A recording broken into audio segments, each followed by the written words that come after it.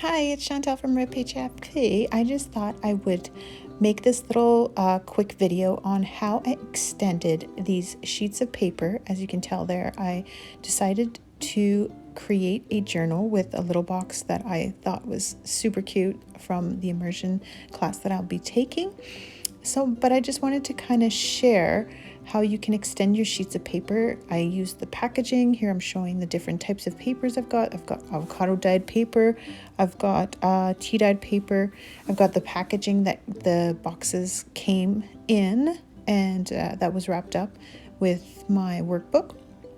So I'm just kind of showing you guys how to extend these pages, because it's not a regular size of paper because of the way that the box came.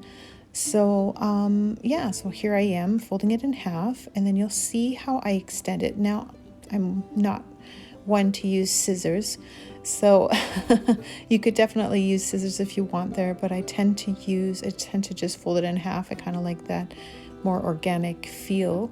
And there I show you how I've got an extended part there. I just used a scrap of ledger paper, and that's how I extended it. I just glued it. You'll see right there I'm folding it in half, and then I'll fold it a second time, and then I'm just going to glue it at the end.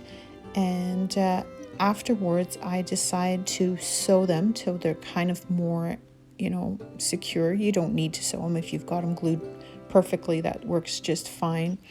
So, and then you just create signatures with them. So I just thought I'd kind of show you how I did that. And that's about all there is on this short video, but I thought I'd bring you along. And I will probably do a quick flip through of the little journal I created with this box that was very special to me. So I hope that you enjoy, and I will talk to you soon. Bye for now.